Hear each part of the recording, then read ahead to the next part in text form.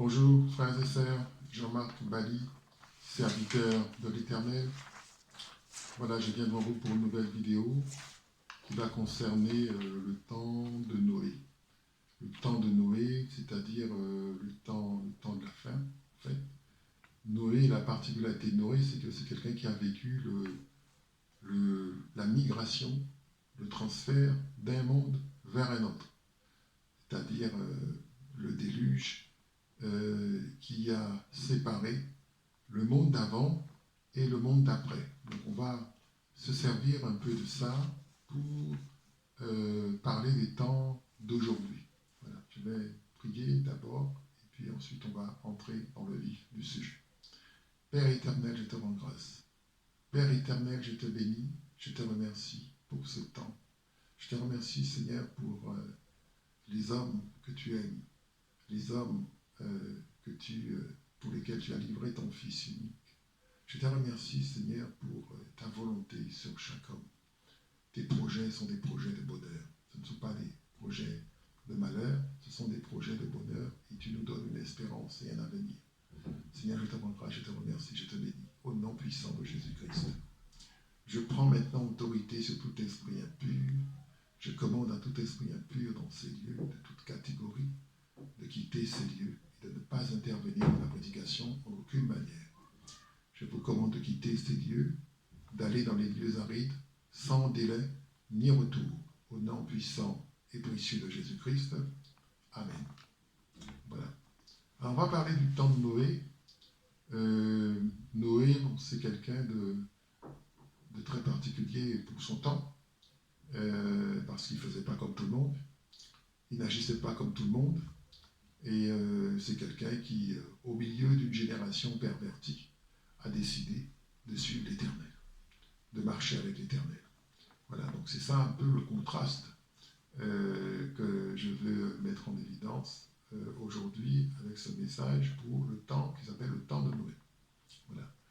Alors, le Christ dit que ce qui s'est passé du temps de Noé, c'est ce qui se passera au moment du retour du Fils de l'homme. On le voit dans Matthieu 24, verset 37, où il est écrit « Ce qui arrivera du temps de Noé arrivera de même à l'avènement du Fils de l'homme. » Il est également écrit dans le livre d'Ecclésiaste, chapitre 1, verset 9, « Ce qui a été, c'est ce qui sera. Ce qui s'est fait, c'est ce qui se fera. Il n'y a rien de nouveau sous le soleil. » Ça veut dire, en fait, que les choses recommencent, pas nécessairement sous la même forme, mais il y a des événements comme ça qui sont des événements bibliques, des événements qui sont passés, mais qui sont en eux-mêmes des prophéties pour d'autres événements qui vont venir. Donc, ça veut dire que le temps de Noé, le déluge, le passage entre deux mondes, effectivement, c'est un événement qui a eu lieu, c'est un événement qui a effectivement été qui s'est vraiment réalisé, mais c'est un événement aussi qui avait une portée prophétique. C'est-à-dire que le monde qui s'en vient devant nous devra aussi donc traverser, n'est-ce pas, un événement qui est le retour de Christ et qui va faire que certains auront accès à ce nouveau monde et d'autres pas. D'accord ? Donc du temps de Noé, c'était très, très marqué parce qu'il n'y a que 8 personnes sur toute la surface de la terre à être élues. Une famille et toutes les autres familles sur la terre se sont vues dénier le droit d'entrer. Donc on voit bien que c'est quelque chose d'assez drastique comme sélection. Je pense qu'il ne faut pas se dire qu'on est OK et que ça y est, c'est bon. Je pense qu'il faut toujours chercher à marcher avec le Seigneur, toujours chercher à s'améliorer dans le sens de la sainteté, dans le sens de la sanctification, voilà, la sanctification. Et puis rechercher toujours la face du Seigneur, chercher à voir ce que le Seigneur va nous dire, parce qu'il est possible qu'au moment où il revienne, qu'on ne soit pas prêt. C'est ça le danger. C'est que l'enfant de Dieu ne mesure pas l'importance et la grandeur de l'événement que sera le retour de Christ. et Christ sera sans, comment dirais-je, sans compromission avec le mal. Si au moment du retour de Christ, on est dans le mal, on est dans la perversion, on est dans quelque chose qui déplaît au Seigneur, ça ne marchera pas. Le Seigneur ne va pas accepter que la corruption entre dans le royaume qui s'en vient. D'accord? Donc, il va choisir quelque chose, des gens, des personnes qui n'ont pas de traces de corruption, qui se sont lavés avec le sang du Christ, qui se sont purifiés et qui sont effectivement éligibles, purifiés pour entrer dans le monde qui s'en vient. Vous voyez? Donc, il n'y aura pas de possibilité de se racheter. Il n'y aura pas de possibilité de dire, écoute, Jésus, tu reviens après, et attends qu'on se prépare. Une fois qu'il est venu, il est venu. Il ne va pas revenir, dire, écoutez, je vois que vous n'êtes pas prêts, je reviens. Non. Donc, je pense que ceux qui sont là-dedans, ceux qui croient en Jésus-Christ, parce qu'effectivement, comme je l'ai dit, l'évangile, ce n'est pas pour tout le monde.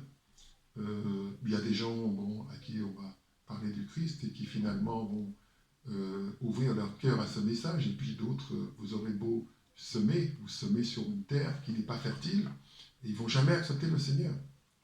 Et donc voilà, non, en fait, je parle à ceux qui pensent qu'ils sont dans le Seigneur, à ceux qui pensent qu'ils sont déjà dans le Seigneur, à ceux qui sont convaincus qu'ils sont des chrétiens, et que l'état dans lequel ils sont, ça va. C'est ça le danger. Le danger, c'est qu'effectivement, qu'on se dise que ça va, alors qu'en réalité, ça ne va pas. Donc, quand je dis ça va, il ne faut pas que ce soit moi qui dise ça va, il faut que ce soit le Seigneur qui le dise. Il faut que ce soit le Seigneur qui dise ça va, et qui me valide le fait que je suis OK, que je suis bien. Le Seigneur a mis en place tout un tas de choses pour cela, mais nous aussi, nous avons une part à faire. Nous devons prier. Nous devons jeûner pour chercher la volonté du Seigneur. Nous devons marcher avec le Seigneur, chercher à être attentifs à l'esprit. Nous devons être, comment dirais-je, pas si sûrs de nous, parce qu'on ne sait pas quand le Seigneur reviendra. Il dit lui-même qu'il reviendra comme un voleur. Ça veut dire qu'on ne sait pas quand vient le voleur. Si on savait quand viendrait le voleur, on se préparait pour que le voleur ne puisse pas entrer. Mais, étant donné qu'on ne sait pas quand reviendra le Christ, et c'est ça la vérité, on ne sait pas, on sait qu'on est dans la saison, on sait qu'on est en train de terminer ce temps de la grâce, mais tant que Jésus n'est pas revenu, ce temps de la grâce n'est pas terminé. Il faut que ceux qui sont en Jésus-Christ, ceux qui pensent être en Jésus-Christ, vérifient cela, et tous les jours essayent, tous les jours s'approchent, cherchent à s'approcher du Seigneur et recherchent toujours une communion plus profonde avec le Seigneur, ne pas dire ça y est, c'est bon, je sais. Une des ruses du malin, très efficace, c'est de vous laisser croire que vous êtes déjà sauvés. Ça fait partie des ruses du malin. Laissez croire à ceux qui aiment le Seigneur qu'ils sont déjà sauvés, alors que ce n'est pas le cas, alors qu'ils ne sont pas conformes, et que le Seigneur, s'il revenait, manifesterait un rejet. Vous voyez? Voilà, donc c'est un peu le but de ce message aussi. Un prédicateur, c'est quelqu'un qui doit avertir, c'est quelqu'un qui doit dire les choses. Pas plaire nécessairement à tout le monde, mais dire les choses et avertir. Amen. Voilà. Alors, le monde prédiluvien, le monde dans lequel Noé a vécu, c'était un monde où beaucoup de choses mauvaises se passaient. C'était un monde où les hommes prenaient des libertés par rapport à leurs mœurs. C'était un monde où les hommes ne faisaient aucun cas de Dieu. C'était un monde où les hommes s'inventaient leur propre vie de la manière dont ils le voulaient, de la manière dont ils le souhaitaient, et ils ne voulaient pas que Dieu règne sur eux. Ils ne voulaient pas de la morale, n'est-ce pas? J'ai entendu une femme pasteur qui disait voilà, qu'il y avait de la morale dans l'Église, que la morale était répandue. Mais il faut de la morale. Parce que on ne peut pas se comporter n'importe comment. On ne peut pas agir n'importe comment, on ne peut pas parler n'importe comment quand on est enfant de Dieu. Il faut de la morale. S'il n'y a pas de morale dans l'Église, où est-ce qu'il y aura de la morale? Dans le monde? Non. Il faut qu'il y ait de la morale dans l'Église. C'est-à-dire qu'il faut un comportemental qui soit adapté et qui plaise à Dieu. Donc il faut de la morale, il faut des règles. On ne peut pas agir comme ça, sans règles, et croire qu'on va plaire à Dieu. L'Église, ce n'est pas une amicale. Ce n'est pas une amicale de gens qui viennent et qui se rassemblent et qui sont heureux d'être ensemble, qui chantent Alléluia. Ce n'est pas de la distraction, non. Ce n'est pas de la distraction. C'est un endroit qui est censé être présence de Dieu, maison de prière, sanctification, repentance,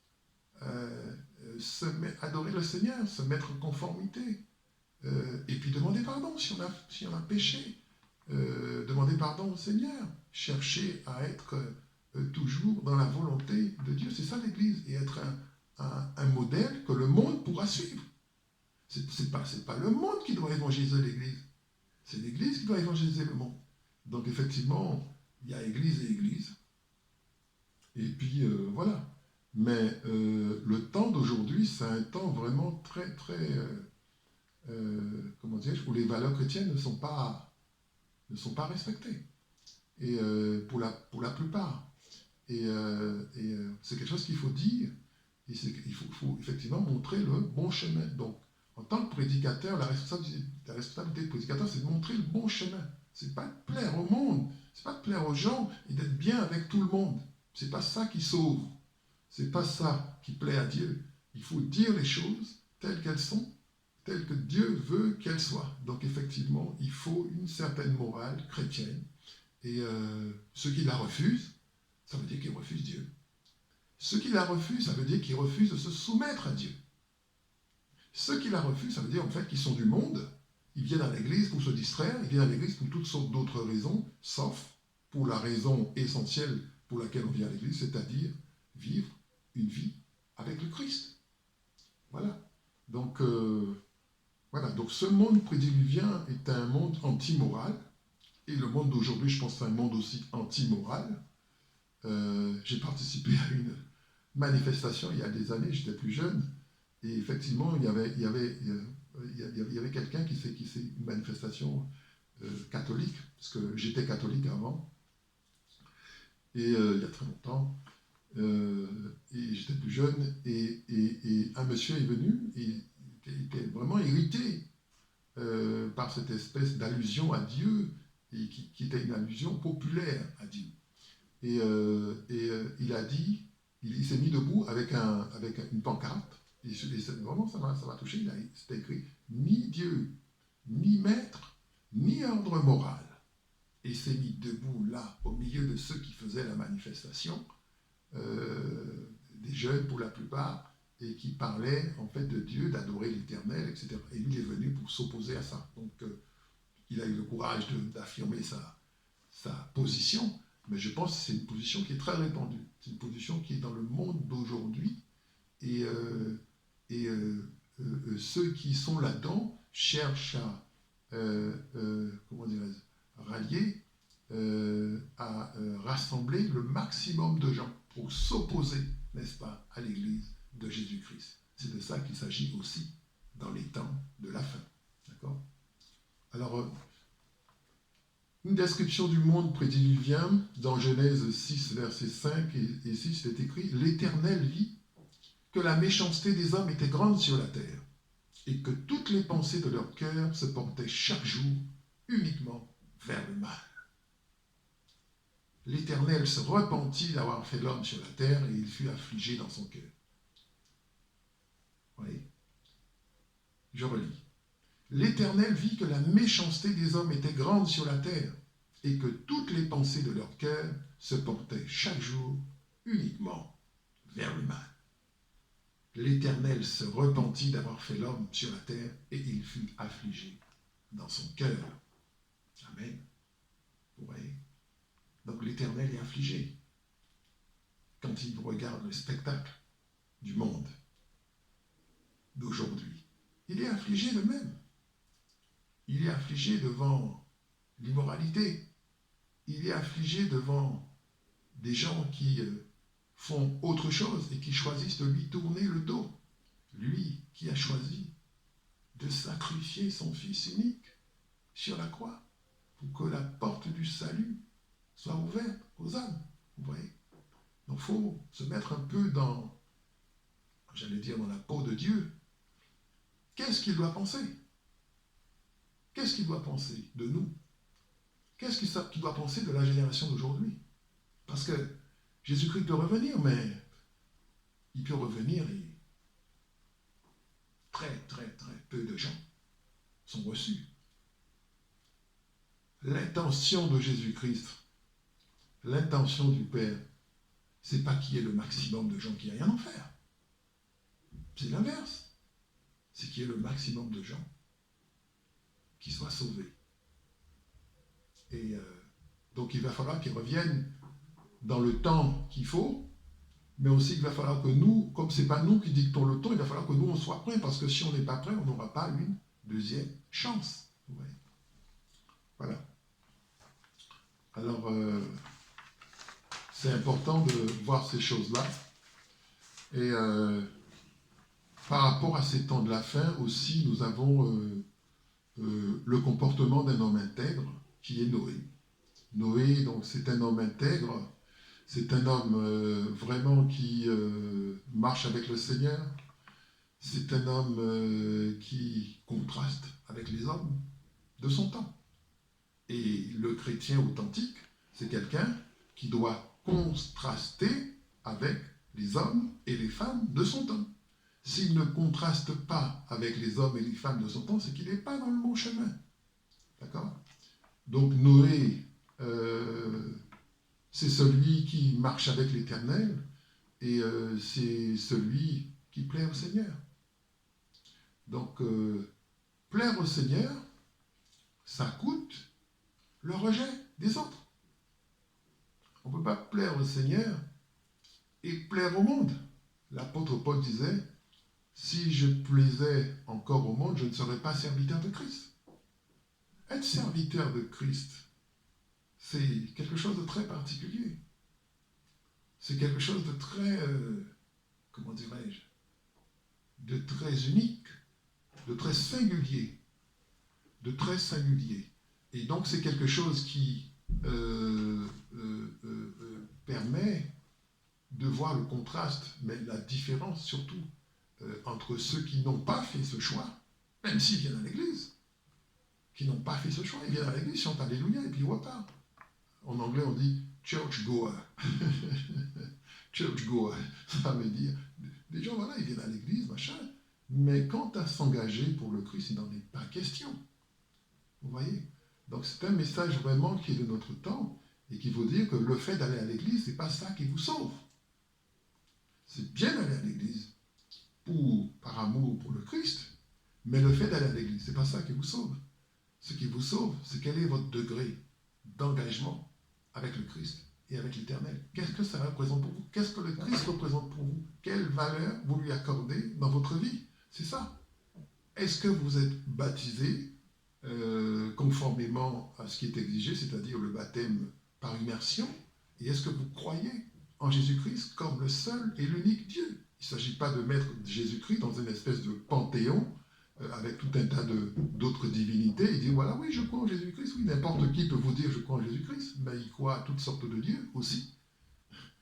Oui, donc je pense que la vérité ne souffre pas de cette espèce de mélange qu'on est en train de vouloir faire aujourd'hui avec les autres foi. D'accord? Voilà. Alors, Genèse chapitre 6, verset 7, il est écrit, l'Éternel dit, j'exterminerai de la face de la terre l'homme que j'ai créé, depuis l'homme jusqu'au bétail, aux reptiles et aux oiseaux du ciel, car je me repens de les avoir faits. Mais Noé trouva grâce aux yeux de l'Éternel. Je relis. Genèse chapitre 6, à partir du verset 7. Et l'Éternel dit, j'exterminerai de la face de la terre l'homme que j'ai créé, depuis l'homme jusqu'au bétail, aux reptiles, aux oiseaux du ciel, car je me repens de les avoir faits. Mais Noé trouva grâce aux yeux de l'Éternel. Vous voyez? À cause de l'homme, la création aussi est punie. Dieu extermine les oiseaux, les animaux, les reptiles. Il extermine toute chair. À cause de qui? Les animaux n'ont pas péché. C'est l'homme qui a péché. Vous voyez notre responsabilité? C'est l'homme qui a péché. Dieu voit le spectacle du monde et il assiste à tout ce que font les hommes. Aujourd'hui, vous avez ce qu'on appelle les manipulations génétiques.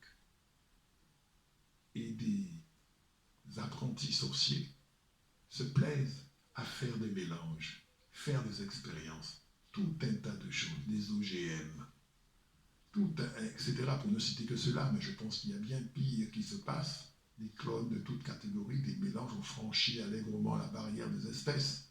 On fait tout ce qu'on veut, comme on veut, parce qu'on a décidé qu'on était Dieu et qu'on faisait tout ce qu'on voulait. Donc du temps de Noé, c'était également un problème génétique. Problème génétique posé par le fait que les hommes et les anges avaient des relations sexuelles. Les filles des hommes plaisaient aux anges, des hommes qui ont désobéi naturellement, qui n'ont pas respecté leur rang, leur dignité, et qui ont quitté leur rang pour venir dans le rang, la catégorie des hommes, et avoir des relations sexuelles avec. Et effectivement, ça a conduit à une altération de la génétique humaine. Donc la génétique humaine est altérée et la création entière est menacée. Parce que l'homme, ne sait pas ce qu'il a créé. On se retrouve avec des gens, des personnes hybrides, qui sont des géants, qui sont à la fois mi-ange, mi-homme. Et voilà, c'est pas ce que Dieu a créé. Donc la création, elle est complètement altérée. La création, elle n'est pas conforme à la volonté de Dieu. Et si Dieu laisse faire, qu'est-ce qui va se passer? Il va y avoir une destruction. La création va aller de manière irrémédiable vers une situation que Dieu n'a pas voulu. Amen. Donc il va prendre une décision. Dieu va prendre et est obligé de prendre une décision extrême, qui est l'extermination de tous ces êtres hybrides. Mais pas seulement eux.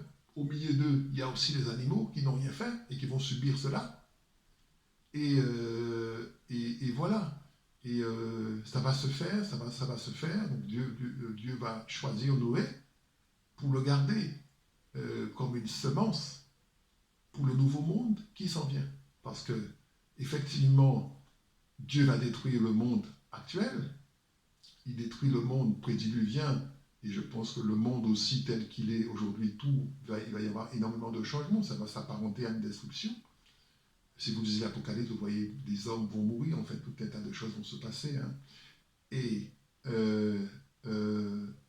Dieu va devoir préserver une semence saine, pour ensemencer le nouveau monde qui s'en vient. Donc c'est le même principe. De même que Noé a été préservé pour ensemencer le monde qui vient, sans altération aucune, de même le monde qui s'en vient ne souffrira d'aucune altération de notre part. Pour entrer dans ce monde qui s'en vient, il va falloir être pur aux yeux de Dieu. Amen. Pas seulement sur le plan génétique, mais sur le plan de la morale, sur le plan de l'obéissance au principe de Dieu, sur le plan de la soumission à l'Éternel, accepter Jésus-Christ, être en Jésus-Christ, vous voyez. Donc ça comporte quand même une exigence.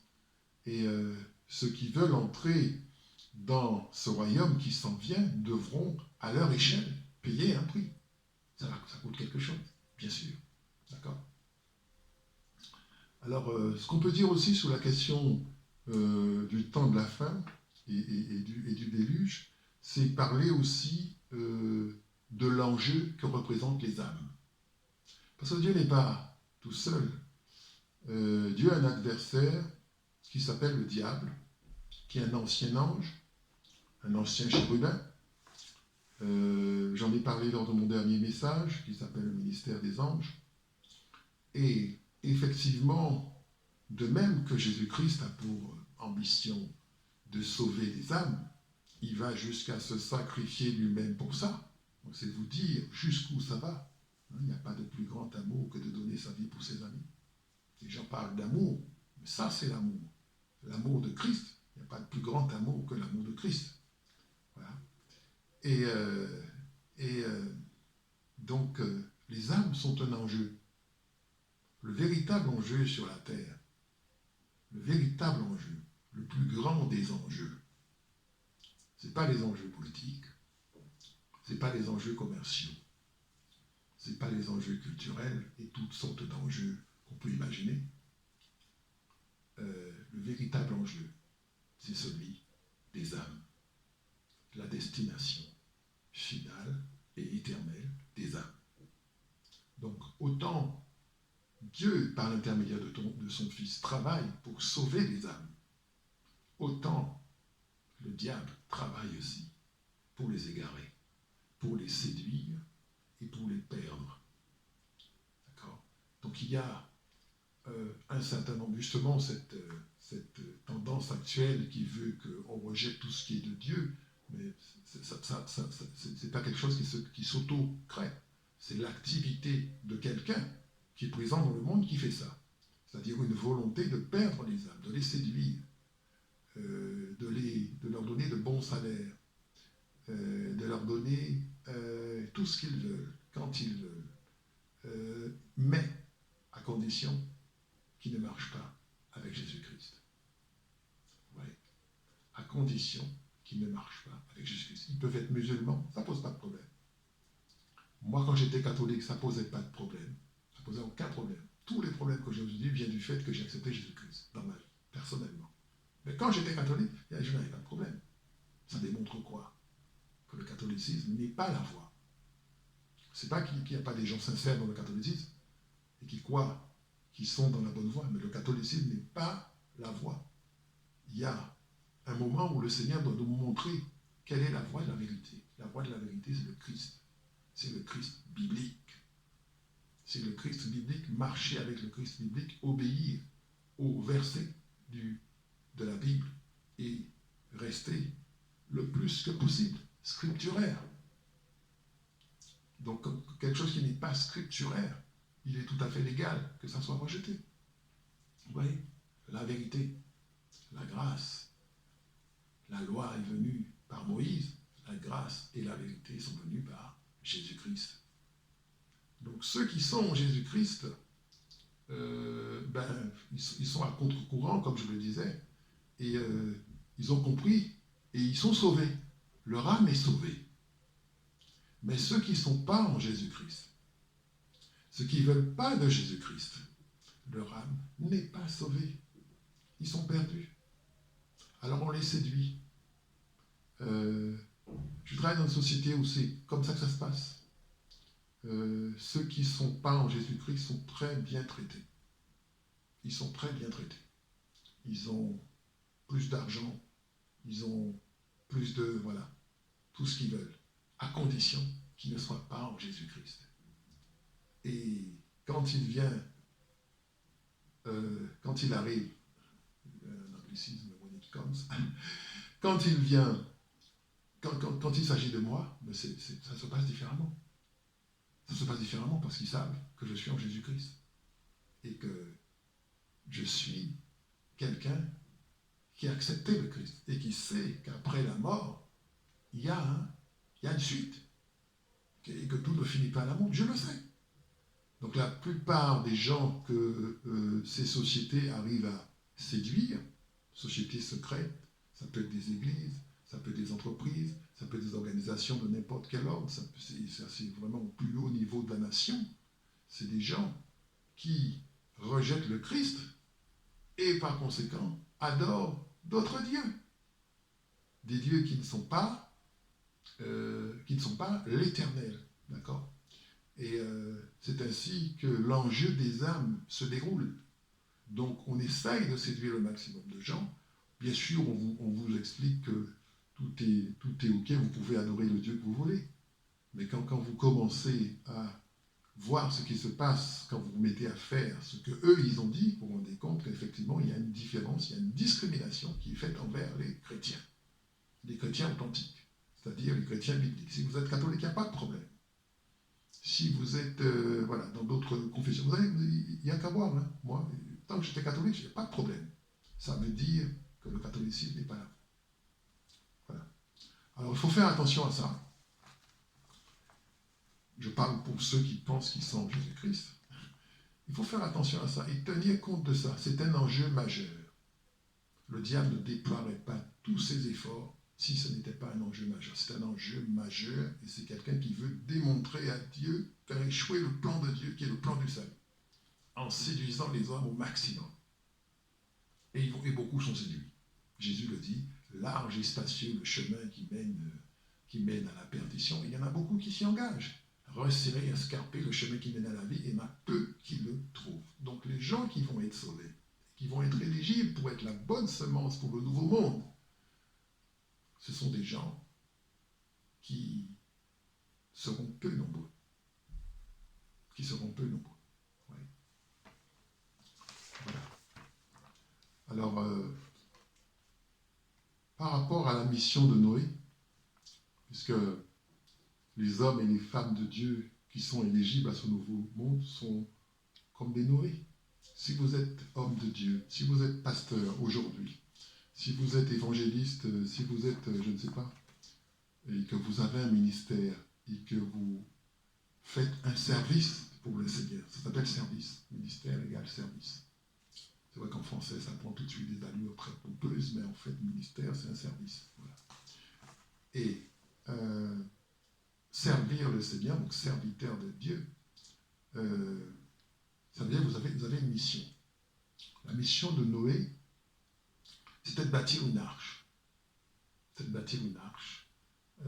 Bâtir une arche pour que ceux qui sont éligibles puissent échapper à la colère. La colère qui se manifestait par le déluge, par l'eau. Et Noé, il va obéir aux instructions que Dieu lui donne. Tout comme l'homme de Dieu, la femme de Dieu, ne fait pas ce qu'il veut. Il obéit aux instructions que Dieu lui donne. Donc ça veut dire qu'il faut qu'il soit capable d'entendre les instructions que Dieu lui donne. S'il n'entend pas les instructions, ça veut dire qu'il y a un problème. Si il ne comprend pas les instructions non plus, c'est un problème. Hein. Moi, ça m'arrive des fois que le Seigneur me parle et que je ne comprenne pas ce qu'il me dit. Donc il faut effectivement travailler cette intimité avec le Seigneur de manière à comprendre et à décoder ce qu'il vous dit. Des fois ça peut être très simple, des fois ça peut être plus compliqué. Mais l'homme de Dieu, la femme de Dieu doit entendre du Seigneur, doit suivre ce qu'il a entendu. Vous voyez, comme Noé. Noé, il a entendu une parole du Seigneur et sur la base de cette parole, il a entrepris quelque chose de complètement insensé pour les gens de son temps. C'est-à-dire bâtir une arche au milieu de la terre, comme ça, un endroit où il n'y a pas d'eau. On se dit, mais comment ça va flotter? Vous voyez, personne ne s'imaginait ce qui allait leur tomber dessus. Et je pense que les temps de la fin, le retour de Christ, c'est ça. Personne ne s'imagine ce qui va nous tomber dessus. C'est pour ça que on nous donne beaucoup de choses. On donne à ceux qui sont perdus beaucoup de choses pour qu'ils puissent continuer à dormir. Pour qu'ils puissent continuer à se dire, voilà, tout va bien, j'ai bien fait mon travail, j'ai réussi à mon projet, j'ai eu tant sur 20, je gagne tant par mois, j'ai une bonne situation, etc. Ils pensent que c'est ça l'enjeu. Alors que c'est pas ça l'enjeu. Ça c'est bien. Il faut avoir ce dont on a besoin sur la terre pour vivre, c'est tout à fait normal, je ne suis pas contre. Mais le véritable enjeu, c'est celui des âmes. Alors on va lire la mission de Noé, Genèse 6, verset 13, il est écrit. Alors Dieu dit à Noé, la fin de toute chair est arrêtée par devers moi, car ils ont rempli la terre de violence. Voici, je vais les détruire avec la terre. Fais-toi une arche en bois de gopher. Tu disposeras cette arche en cellules et tu l'enduiras de bois en dedans et en dehors. On reprend. Alors Dieu dit à Noé, la fin de toute chair est arrêtée par-devers moi, car ils ont rempli la terre de violence. Voici, je vais les détruire avec la terre. Fais-toi une arche en bois de gopher. Tu disposeras cette arche en cellules et tu l'enduiras de bois en dedans et en dehors. Voilà. Donc, Dieu donne des instructions, il dit prépare-toi. La colère s'en vient. La colère s'en vient, frères et sœurs. La grâce de Dieu va s'arrêter un jour. La grâce de Dieu n'est pas infinie. Elle est grande, mais elle n'est pas infinie. La colère s'en vient. La colère n'est pas éternelle. Enfin, la grâce n'est pas éternelle. Elle va s'arrêter un jour. Le retour de Christ, ce sera la fin de la grâce. Et ce sera le moment de dire, de faire le bilan. Et ceux qui n'auront pas eu le temps de se préparer ne pourront pas se préparer. Je vous invite à vous repentir et à ouvrir vos cœurs au Seigneur. Quitte à être rejeté. En général, les gens qui viennent au Seigneur, ils perdent beaucoup de choses. Parce que le monde se venge. Le monde se venge de voir qu'il les abandonne. Il est écrit, ce n'est pas vous qui m'avez choisi, c'est moi qui vous ai choisi. Sachez que le monde vous hait. Plus tard, il dit, sachez que le monde vous hait, parce que mon choix vous a tiré du monde. Donc, le Seigneur a choisi des gens. Il y a des gens qu'il faut que leur esprit se réveille, qu'ils se réveillent, et qu'ils se rendent compte qu'ils sont choisis de Dieu. Et que par conséquent, ils doivent faire aussi une part achevée de leur sanctification, dans la crainte. Amen. Et ça va nous coûter, d'être rejeté, ça va coûter d'être à part, ça va coûter tout un tas de choses au niveau social. Voilà, vous ne serez pas traité comme tout le monde, parce que vous êtes du Christ et que vous ne marchez pas avec le courant du monde qui est avec Satan. Voilà la vérité. Amen. Voilà. Alors, je ne vais pas continuer sur ce message. Je vais faire une deuxième partie et on va continuer un petit peu plus loin par rapport aux autres aspects de ce temps de la fin, qui se compare au temps de Noé. Voilà, je vous remercie. Je vous bénis dans le nom puissant et précieux de Jésus-Christ. C'était Jean-Marc Bali, votre serviteur. Que le Seigneur vous bénisse abondamment. Amen.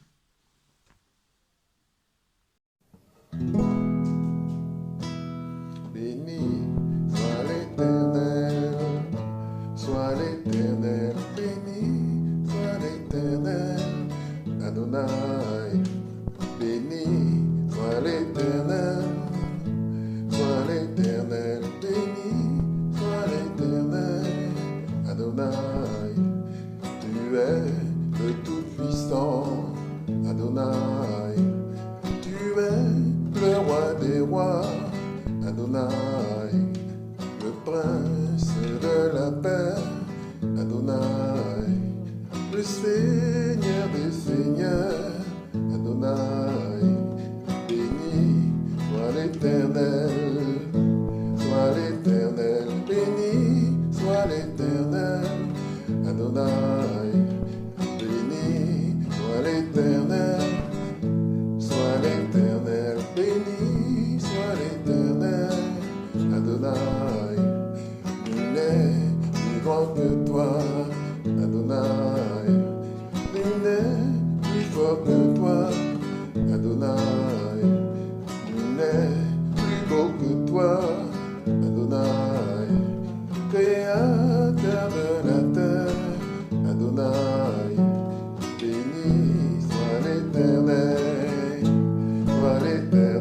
béni soit l'Éternel, Adonai.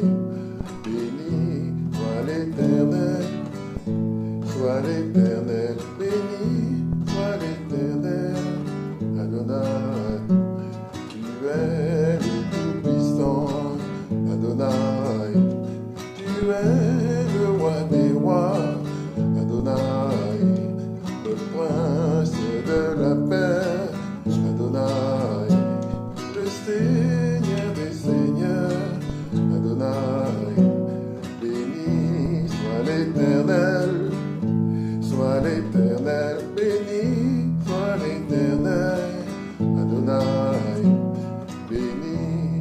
l'éternel, soit l'éternel, béni soit l'éternel, Adonai, nul n'est plus grand que toi, Adonai, nul n'est plus fort que toi, Adonai, nul n'est plus beau que toi, Adonai, nul n'est plus fort que toi, Adonai, béni soit l'éternel, béni soit l'éternel, Adonai, béni soit l'éternel, béni soit l'éternel, Adonai, béni soit l'éternel, béni soit l'éternel, Adonai, béni soit l'éternel,